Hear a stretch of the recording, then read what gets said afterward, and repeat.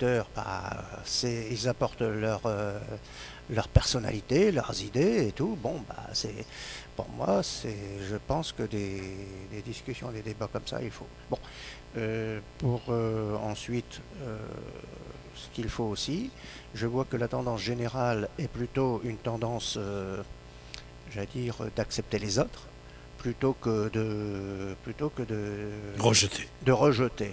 Hein. On l'a vu à bon, Ça, c'est ici et bon. maintenant. C'est la radio ici et maintenant. Oui, mais Tous nos amis depuis presque 30 ans, non? Oh là là. le problème de la crise et le problème avec Mustapha et les riches, les pauvres, etc., c'est sûr que c'est un débat qui ne finira pas.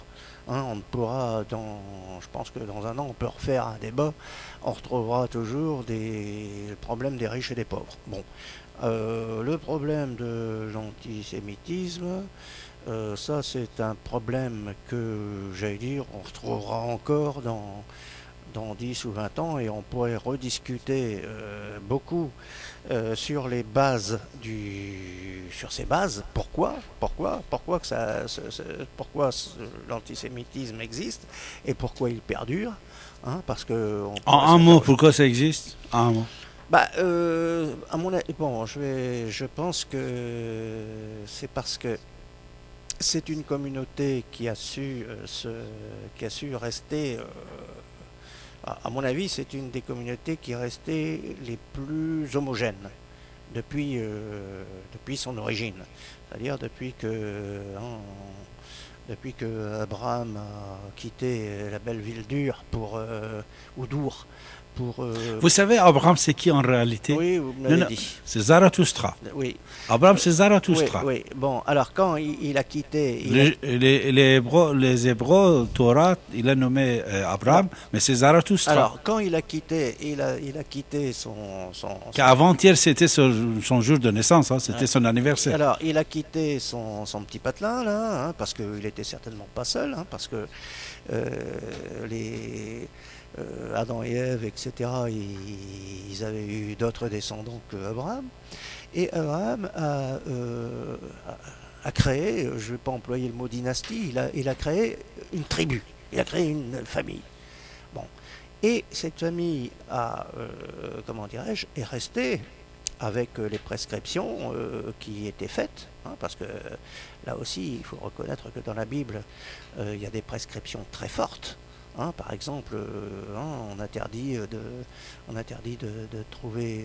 Il n'est pas recommandé d'aller chercher une femme ailleurs que dans son milieu, dans sa tribu, tous ces trucs comme ça. C'est un peuple qui restait très homogène. Je dirais que c'est une tribu. Solidaire et uni. Et On voilà, peut le regarder avec et qui a su, cette vision. et qui a su avoir des dirigeants qui socialement ont su donner des lois. Les 10 commandements, bah, c'est pour moi, c'est, c'est, comment dirais-je, j'allais dire que je vais être méchant. Je l'ai dit tout à l'heure, je suis d'éducation catholique. Bon, Moïse est monté sur le mont Sinaï bon. Mais il y a des moments, je me dis, il en a eu marre de voir que les gars faisaient n'importe quoi, enfin, toute la tribu faisait n'importe quoi. Il a dit, bon, je m'en vais, je m'isole. Et puis, l'aspiration lui est venue, il a dit, zut, bon, voilà ce qu'il devrait faire. Alors, il a pris un marteau, un burin, et puis il a tapé, il a dit, bon, ouais, on fera pas ça, si, on fera pas cela, et puis ça sera bien. Et il avait raison. Donc à partir de ce moment-là, il a créé une ligne de conduite pour une communauté. Et cette communauté s'est soudée, restée soudée, et a continué encore aujourd'hui à être soudée. Donc à partir de ce moment-là où un groupe est apparent et reste un peu entre lui, il est remarquable. Mais il n'est pas... si on regarde bien dans notre société française ou ailleurs, dans tous les pays ou ailleurs, quand une communauté se rassemble hein, et constitue ce que l'on appelle par exemple un ghetto, qui pourrait être un pays et un ghetto peut-être, ça pourrait être tout un bon comité de grands banquiers, etc. Les autres le voient et ils disent ah ça. Et ils sont embêtants parce que ils ne sont pas comme nous. Et voilà, à partir de ce moment-là, voilà, c'est, à mon avis, voilà la base pour moi, voilà la base de ce que l'on appelle antisémitisme. Et puis c'est tout. C'est tout simplement une méfiance, un rejet des autres pour une communauté qui a ces règles un peu trop particulières par rapport à certaines autres communautés, et puis c'est tout, voilà. Mais comme je dis, on ne choisit pas de naître, comme on dit, moi c'est aussi une de mes philosophies, hein, comme on dit vulgairement, si on pouvait venir au monde, on voudrait être blanc, riche, intelligent, etc., etc., etc. C'est Blanc, blanc, blanc. oui, ben non, mais c'est vrai, paraît-il, parce que à une certaine époque, oui, puisque c'était tout de même les dominants, puisqu'ils Les Noirs aussi, il était dominant, non? Comment Les Noirs, il était dominant, non? Ils ont été souvent colonisés. Ah non, ça c'est récent, mais dans les... plusieurs dizaines de milliers d'années, c'est les Noirs qui régnaient dans le monde, partout. Ah bon, Bon, vous m'apprenez quelque chose. Mais toujours est-il pour dire que, donc, quand je rencontre quelqu'un qui n'a pas la même culture religieuse que moi, qui n'a pas la même peau, qui et tout, moi j'ai tout simplement une base de réflexion, je me le dis, il a le droit de vivre, et puis c'est tout. Je ne cherche pas midi à 14h parce que je me dis, je pourrais être à sa place.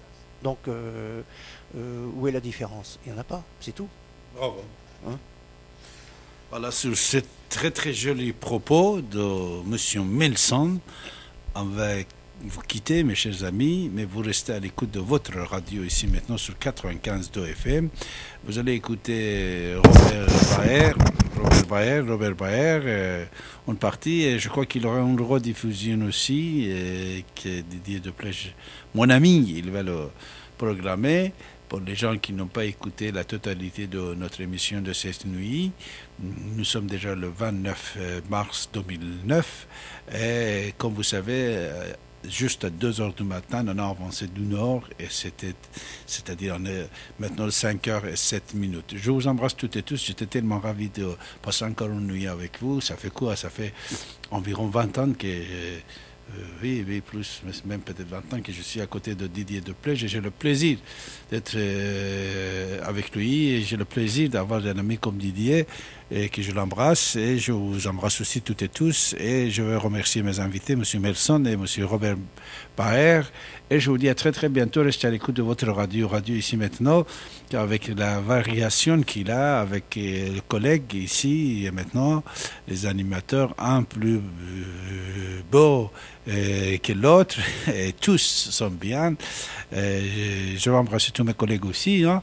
Je vous dis à très bientôt, mes chers amis. Restez à l'écoute de votre radio ici et maintenant. 24h/24 sur Internet, ici et maintenant.com.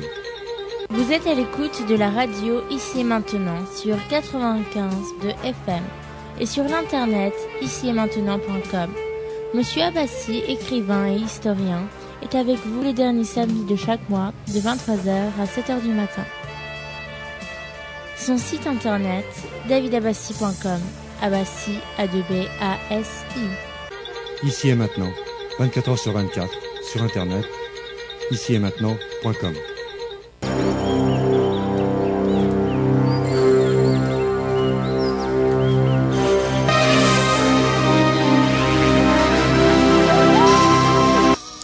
David Abbassi, dans son activité culturelle et radio-télévisée depuis plus de 30 ans, a écrit plusieurs centaines d'articles et plusieurs dizaines de livres en perse, français, arabe et également en anglais.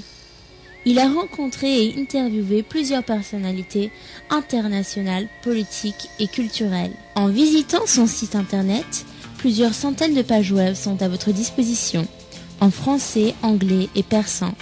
Son site, davidabassi.com. Abassi, A2B-A-S-I.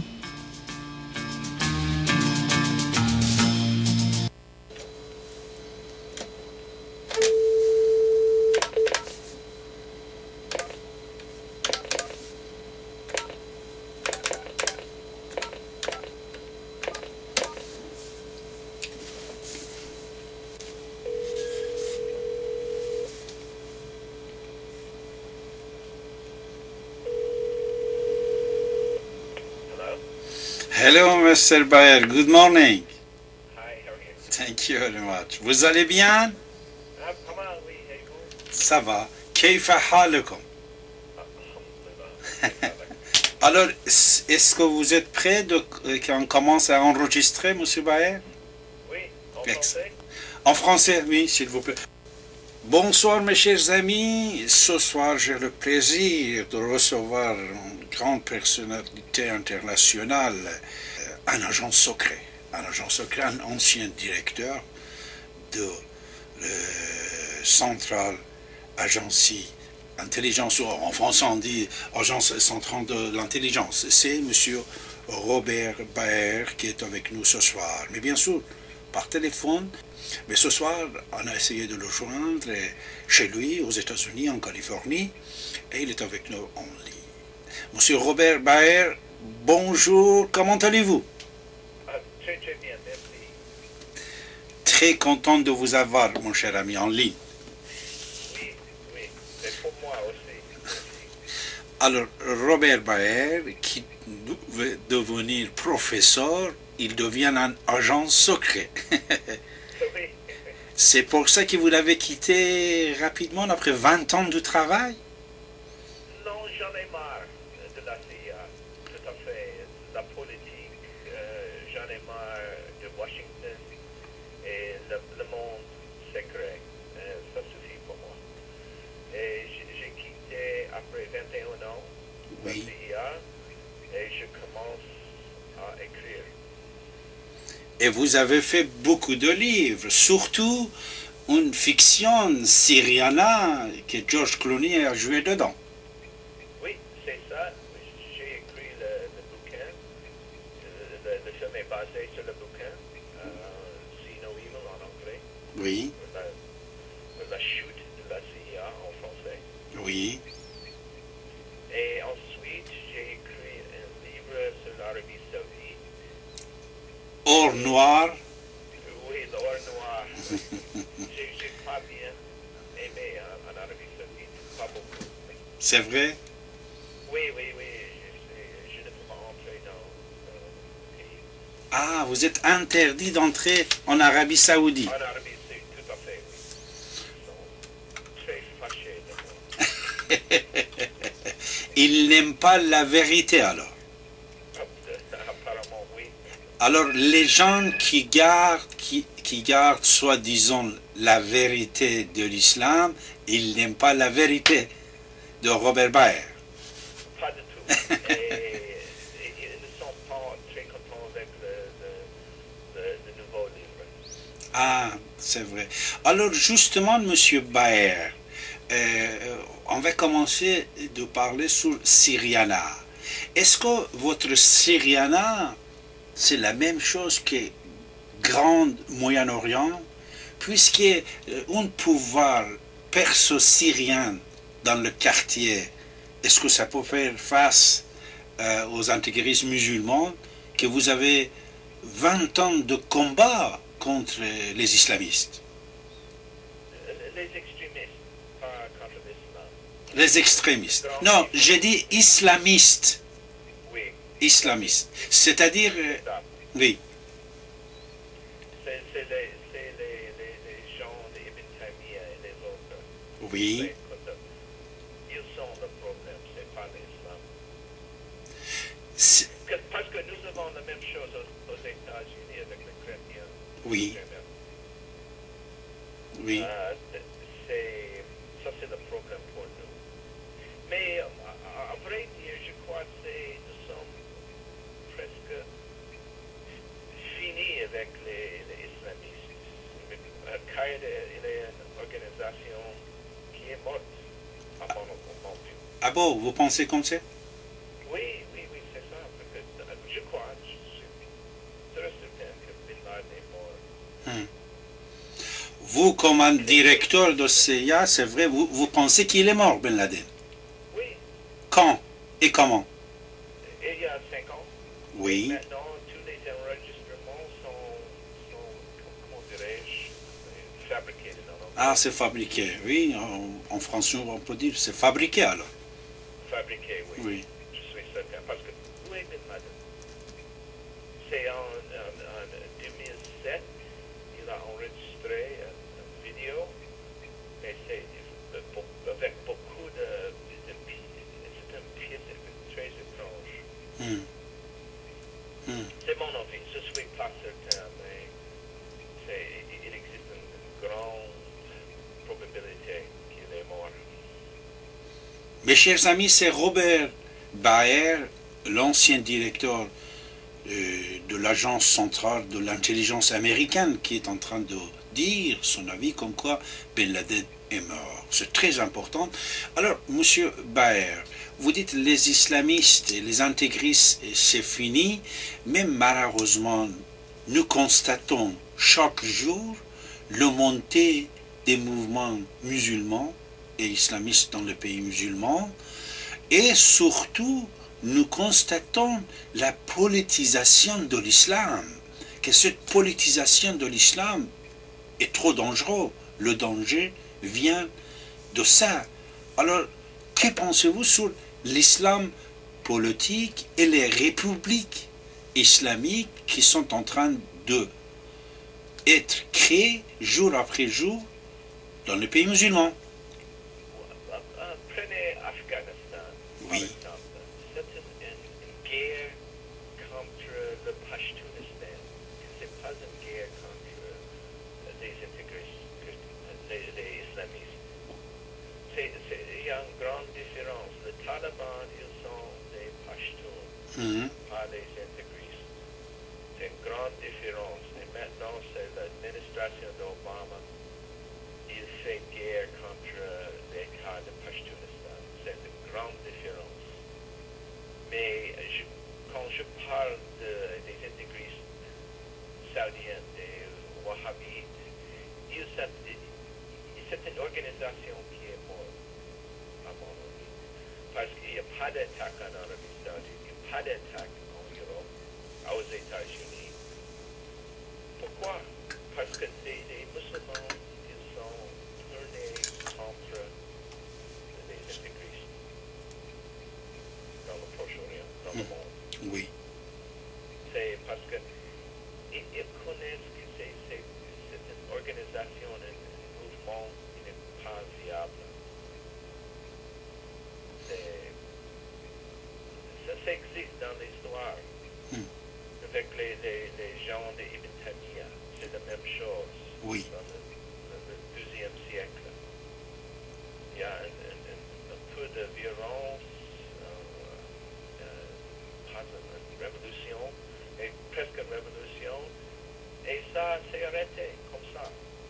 Parce que les musulmans tournent, ça c'est le mot, tournent contre les intégristes. Mes chers amis, nous sommes en train de parler avec M. Robert Baer, un enfant de Chloroda. Il devait devenir professeur, mais en même temps, il est un champion de ski. Vous faites beaucoup de ski, M. Baer? Oui, encore, oui. Une petite maison à Colorado. À Colorado. Vous avez gardé toujours alors un pied. Oui, un pied. Et vous avez mis l'autre pied aussi à Bourgogne, en France. Oui. Ah. Mais je m'excuse, je ne passe pas beaucoup de temps là-bas et à cause de ça, j'ai oublié la langue française. Ah non, vous parlez très très bien. Surtout, j'ai constaté, M. Robert Baer, quand il va répondre, il répond très court, mais très intéressant. C'est comme un agent secret. Oui. Alors, Monsieur Baer, vous avez proposé à président Bill Clinton en 1995 de shooter Saddam Hussein et il a refusé. Moi, j'ai essayé de tuer Saddam Hussein. Même le tuer alors. Oui, Ah. le problème n'était pas Saddam, c'est l'Irak, les sunnites en Irak. C'est Saddam Hussein et ses fils. Hmm. Ça, il était le problème. À cause de ça, j'ai trouvé 5 généraux qui m'ont proposé un coup d'État contre Saddam Hussein. Moi, j'étais le chef de la CIA en Irak. Moi, j'ai accepté. Et c'est le président Bill Clinton qui a refusé. Mais la guerre de Bush, moi, j'étais tout à fait contre la guerre en Irak. C'est une catastrophe pour le Proche-Orient, pour le monde. Et maintenant, les États-Unis doivent rester en Irak pour toujours. Pour toujours. Oui, oui. Je ne crois pas que Obama va quitter l'Irak. C'est mon avis. Dans 4 ans, dans 8 ans, c'est pas possible. Sinon, on accepte le rôle d'Iran. Nous avons besoin de l'Iran, de l'aide d'Iran. C'est pas possible de trouver le pays en Irak sans Iran, à mon avis. Parce que les chiites, ils sont en Irak, ils sont arabes, mais en même temps, pour le moment, ils doivent avoir l'aide d'Iran pour 20, 50 ans, et pas de choix. Mais le problème maintenant, c'est Israël, parce que c'est un sujet aux États-Unis. On ne peut pas parler d'Israël, la vérité d'Israël. Israël est, pour la plupart, c'est une colonie occidentale dans le Proche-Orient. Et les gens n'acceptent jamais l'existence d'une colonie occidentale au Proche-Orient. Jamais. Mais à Washington, on ne peut pas parler de la vérité d'Israël. Impossible. Moi-même, j'ai proposé d'écrire un livre sur Israël. Oui. Et ils ont pas d'intérêt. C'est bizarre parce que quand on est à Tel Aviv, on peut parler de la vérité avec les Israéliens, mais à Washington, impossible. C'est le New York Times, le Washington Post. Ils sont des journaux israéliens pour la plupart.